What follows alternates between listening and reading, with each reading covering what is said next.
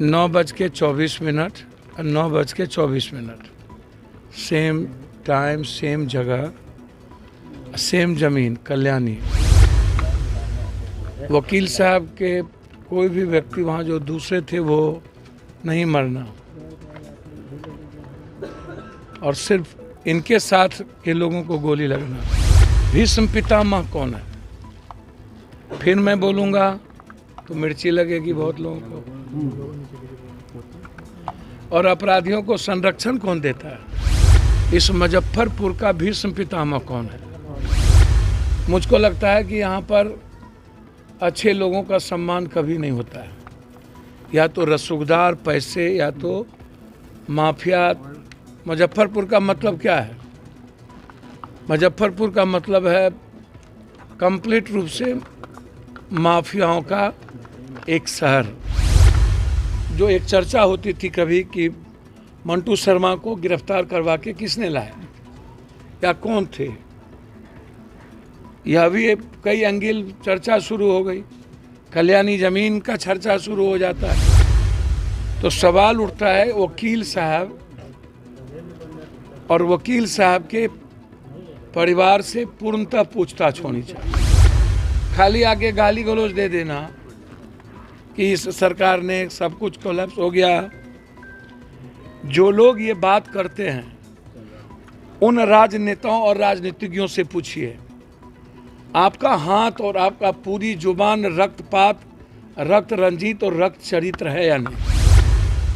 ये पॉलिटिशियन चाहे इस भाग का हो चाहे उस भाग का हो, सबके शब्द रक्त चरित्र भी हैं, रक्त रंजित भी हैं और रक्तपात भी है। समाज से बड़ा बहसी दरिंदगा अब कोई नहीं बचा। समाज हर चीजों को एक्सेप्ट करती है। अब इनके 3 बच्चे हैं, अब समाज आपको कल के बाद जाएगी उसके यहाँ। कंप्लीट रूप से वकील साहब से लेके मंटू शर्मा तक चाहूँगा उसकी जांच हो, और इस जिले की जो भीष्म पितामह है, जो इस जिले के हर शहर के ज़मीन पर जिसकी निगाह और पैसे का पूरा फिस्त है, इन सब की भी जांच भूमिका इसमें पूर्णता हो। सर, डेलिए घटना घटा, इसमें सुशासन क्या करेगा जब अपराधी सब डेलिए मार रहा है? इसमें हम क्या करेंगे? शूटर, हमारे ही घर का शूटर, हम सब लोग उसी में इन्वॉल्व है कि पूरा का पूरा दोस्त। तो भीष्म पितामह की बात कर दिया हूँ, आप जानिए कौन है, और हमको पता है भीष्म पितामह कौन है। नमस्कार, आप देखना शुरू कर चुके हैं मुजफ्फरपुर वाव। मैं हूं आपके साथ आदित्य। मुजफ्फरपुर में आज आशुतोष शाही के परिजनों से मुलाकात करने पहुंचे जाप सुप्रीमो पप्पू यादव। वही उन्होंने इस दौरान कई सारी बातों को कहा। उन्होंने साफ साफ कहा कि मुजफ्फरपुर अब माफियाओं का शहर बन चुका है। यहाँ कई लगातार ऐसी घटनाओं अंजाम देते आ रहे हैं। वही उन्होंने प्रशासन को सवाल के कटघरे में खड़ा किया। उन्होंने साफ साफ कहा कि प्रशासन इस पर निष्पक्ष जांच करनी चाहिए। और उन्होंने एक मांग भी कर दी है कि इस पूरे मामले को लेकर सीबीआई जांच होनी चाहिए। क्या कुछ कर रहे हैं पप्पू यादव, पहले आप वो सुनिए। लोगों का नहीं है, इस देश के गोदी मीडिया को सीमा से फुर्सत होगा तब ना।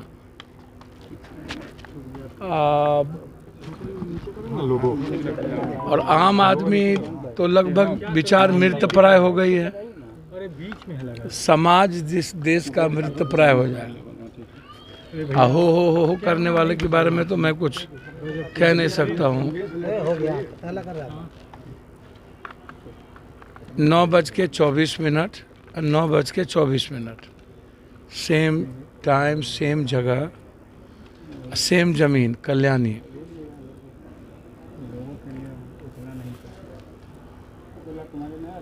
अब किनको ये कहाँ से गिरफ्तार करवाए है, जिनकी अप्रोच वकील साहब कह रहे हैं कि हमको इनको मना किए थे, और वकील साहब का बेडरूम,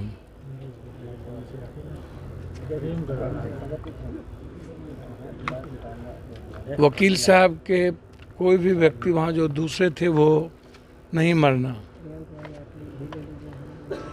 और सिर्फ इनके साथ के लोगों को गोली लगना।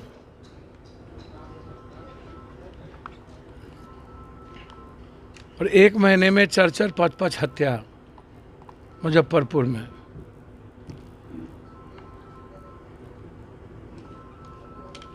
मैं कई बार कह चुका हूँ, सवाल आशुतोष या सवाल अन्य लोगों का नहीं है। पहले भी हम इस पर कहे हुए हैं। भीष्म पितामह कौन है?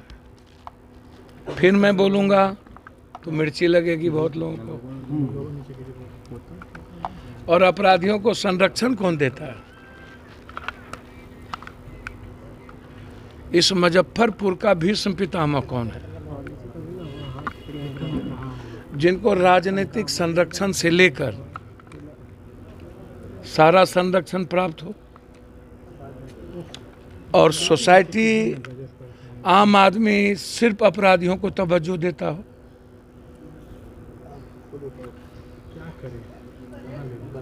अच्छे लोगों का सम्मान मुजफ्फरपुर कभी करना जानती ही नहीं है। मैंने मुजफ्फरपुर के बारे में जितना इतिहास मुझको याद है, मुझको लगता है कि यहाँ पर अच्छे लोगों का सम्मान कभी नहीं होता है। या तो रसूखदार, पैसे, या तो माफिया। मुजफ्फरपुर का मतलब क्या है? मुजफ्फरपुर का मतलब है कंप्लीट रूप से माफियाओं का एक शहर, जिसके इर्द गिर्द सभी लोग चलते हैं। जमीन माफिया, नेपाल, इस इलाके से सारा शराब हो या जितनी चीज़ें को आप उठा के देखिए, सब या तो मुजफ्फरपुर या तो हाजीपुर। रूट यही है। डंप होगा पटना के पहले हाजीपुर, फिर मुजफ्फरपुर। नॉर्थ का सब लगभग 3 शहर के बारे में मैं पहले कह चुका हूँ, मुजफ्फरपुर, हाजीपुर और दरभंगा, जिसमें मुजफ्फरपुर का इतिहास सबसे पुराना। बड़े बड़े वर्चस्व की लड़ाई में लगभग लोग यहाँ मरे हैं। और इसमें वर्तमान में जो भूमिका है, जो भीष्म पितामह जो चारों तरफ उलझा के रखती है, उसकी भूमिका की भी जांच हम चाहते हैं, आवश्यक है। अब मैं यदि वो याद करूं, जो एक चर्चा होती थी कभी कि मंटू शर्मा को गिरफ्तार करवा के किसने लाया या कौन थे, यह भी कई एंगल चर्चा शुरू हो गई। कल्याणी जमीन का चर्चा शुरू हो जाता है तो सवाल उठता है वकील साहब और वकील साहब के परिवार से पूर्णतः पूछताछ होनी चाहिए। वकील साहब को इसकी क्या जरूरत पड़ी कहने की कि मैंने नहीं बुलाया? और आखिर शूटर को ये पता था कि बुलेट प्रूफ गाड़ी है। वकील साहब के चैम्बर में वो नहीं बैठे, वकील साहब के रूम में जाके बैठे। इसका मतलब है कि वकील साहब के चौहद्दी से लेके सब कुछ का उस शूटर को पता था। इसीलिए मैं इंक्वायरी में वकील साहब की जांच चाहता हूँ। उसके बेडरूम में मरना, शूटर का बेडरूम तक पहुंचना, खाली आके गाली गलौज दे देना कि इस सरकार ने सब कुछ कोलैप्स हो गया। जो लोग ये बात करते हैं उन राजनेताओं और राजनीतिज्ञों से पूछिए, आपका हाथ और आपका पूरी जुबान रक्तपात, रक्त रंजित और रक्त चरित्र है या नहीं? ये पॉलिटिशियन चाहे इस भाग का हो चाहे उस भाग का हो, सबके शब्द रक्त चरित्र भी हैं, रक्त रंजित भी हैं और रक्तपात भी है। और ऐसे समय में वो अपराधियों का नाम नहीं लेंगे। एक पार्टी किसी अन्य लोगों को दे देंगे एमपी, एमएलए, एमएलसी का टिकट, दूसरी पार्टी किसी और को एमएलए, एमपी, एमएलसी का टिकट दे देंगे।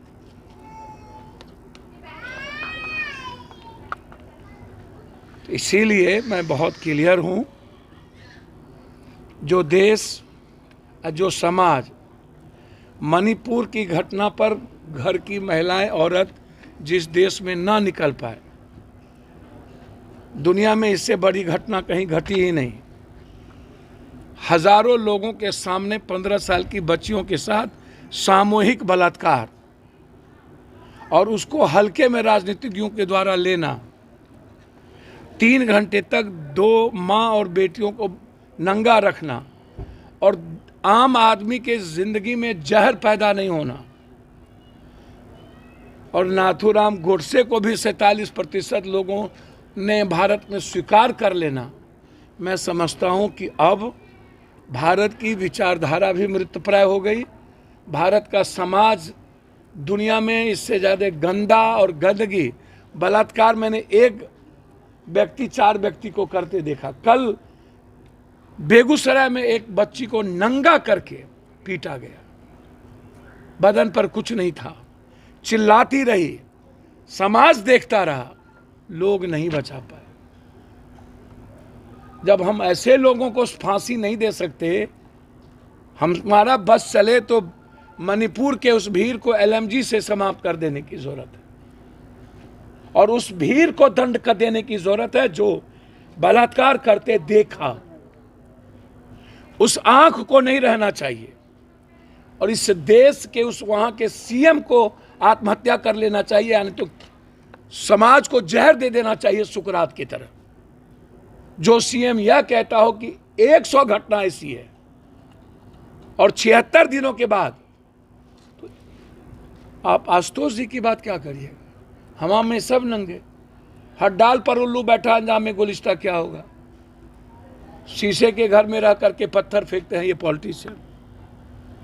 मैं जब आता हूं इस मामले में मैं क्लियर हूं, समाज से बड़ा बहसी दरिंदगा अब कोई नहीं बचा। समाज हर चीजों को एक्सेप्ट करती है। अब इनके 3 बच्ची हैं, अब समाज आपको कल के बाद जाएगी उसके? मुझको तो नहीं लगता। बस वो अपनी फैमिली की जिंदगी जिएंगे, मैं इतना ही जानता हूं। इसके बाद आज हो गया रात में, जिस छुट भैये को जिसका कुछ नहीं है हो कर लिया, उसकी औकात उतनी ही है, इससे ज़्यादा औकात नहीं है। मैं यहाँ के SP से इस घटना की जांच कंप्लीट रूप से वकील साहब से लेके मंटू शर्मा तक चाहूँगा, उसकी जांच हो, और इस जिले की जो भीष्म पितामह है, जो इस जिले के हर शहर के ज़मीन पर जिसकी निगाह और पैसे का पूरा फिस्त है, इन सब की भी जांच भूमिका इसमें पूर्णता हो। इस परिवार की सुरक्षा, घटना की स्पीडी ट्रायल, SIT जांच कि कौन कौन मरवाने में है और कौन कौन इसको मारने में है। नीतीश कुमार तो सुशासन की सरकार बता रहे हैं। सर, डेलिए घटना घटा, इसमें सुशासन क्या करेगा जब अपराधी सब डेलिए मार रहा है? इसमें हम क्या करेंगे? शूटर, हमारे ही घर का शूटर, हम सब लोग उसी में इन्वॉल्व है कि पूरा का पूरा दोष। तो भीष्म पितामह की बात कर दिया हूँ, आप जानिए कौन है, और हमको पता है भीष्म पितामह कौन है। तो आप सुन रहे थे जाप सुप्रीमो पप्पू यादव क्या कुछ कर रहे थे। उन्होंने साफ साफ कहा कि इस पूरे मामला की निष्पक्ष तरीका से जांच होनी चाहिए, वही जो भी दोषी हो उस पर सख्त से सख्त कार्रवाई होनी चाहिए। तो इसी तरह की खबर के साथ देखते रहे मुजफ्फरपुर वाव।